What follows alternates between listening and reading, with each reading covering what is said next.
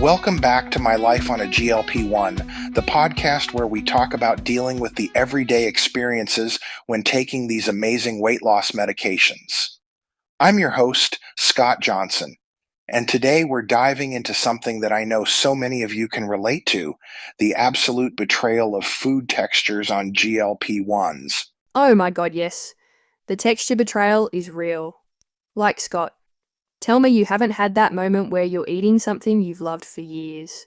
3 weeks into taking Mounjaro, I sat down with my usual morning ritual: scrambled eggs. Fluffy, familiar, comforting.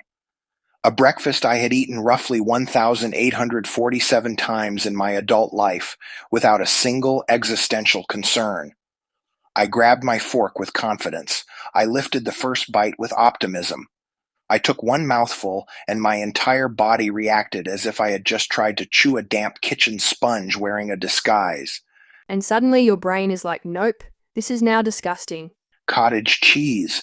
I used to eat cottage cheese almost every day for breakfast. Now the thought of those little curds just sitting there, and let me ask everyone, who really invented cottage cheese? But more importantly, how did they know they were done inventing it? I mean, did someone look at some spilled milk outside and think, you know, I'm going to let this curdle in the sun for a few days and wait for it? Now I want to eat it? Gross, Ugh, stop. You're making me queasy just thinking about it. right? And the weird thing is, it's not the taste that bothers me. I remember the taste being fine. It's purely the texture that makes my stomach do this weird flip. Exactly. For me, it was yogurt. Greek yogurt specifically. I was like a Greek yogurt evangelist before my Mounjaro journey.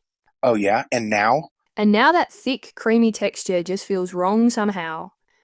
Like my mouth is rejecting it before I even swallow. Yes, and it's so common. I've been seeing this everywhere in the GLP1 communities. People talking about suddenly hating oatmeal, scrambled eggs, and yes, even mashed potatoes. Basically anything smooth or mushy.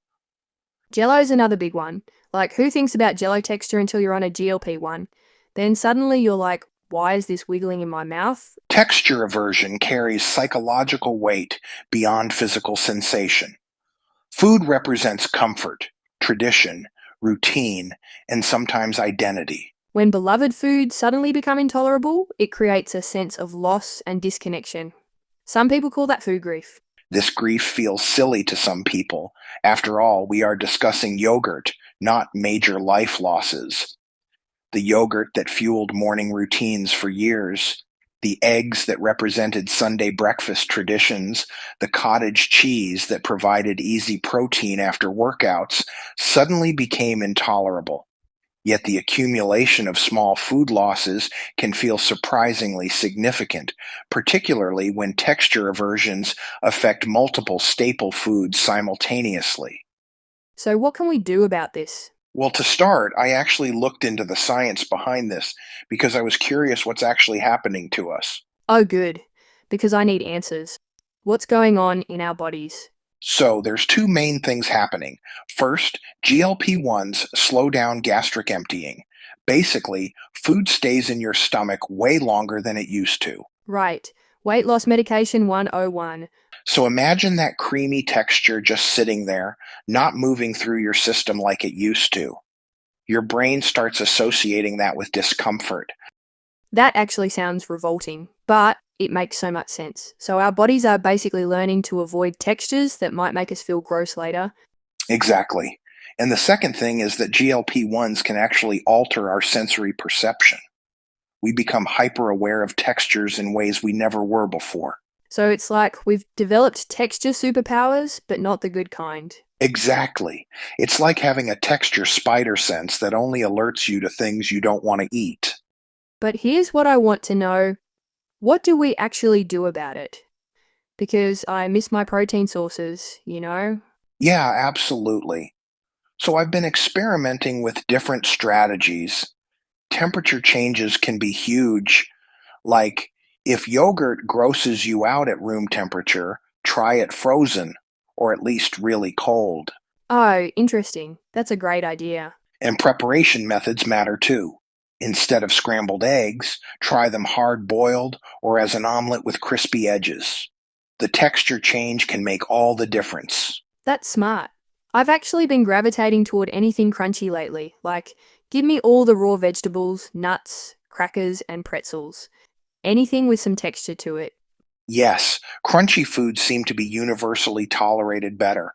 I think it's because they don't trigger that sitting in your stomach sensation. right? And honestly, the community support around this has been amazing.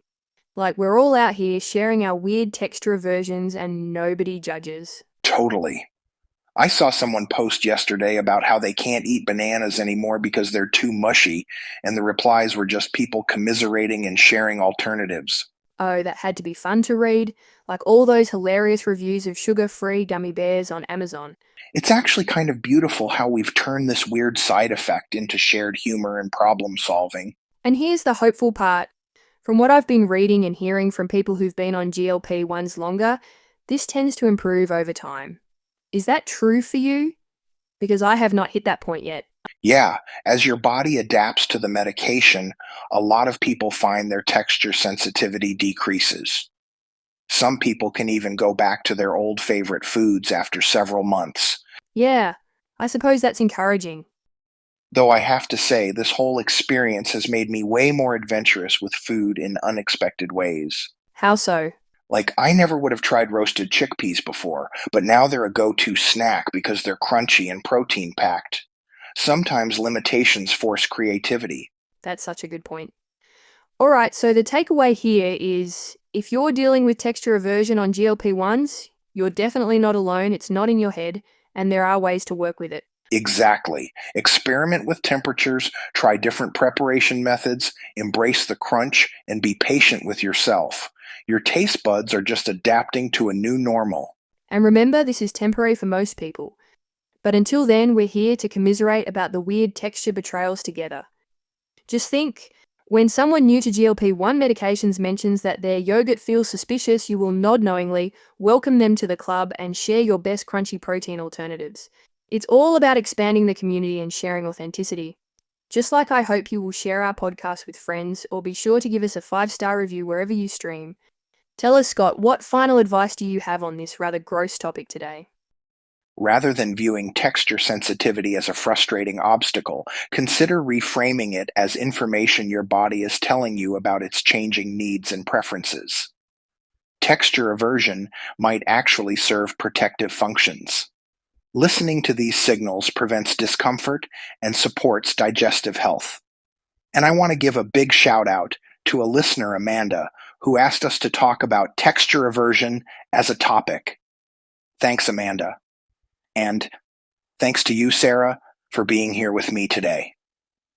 I hope you all take a moment to visit the blog on my website at my life on glp1.com to learn more tips and tricks along the way, or drop us a message.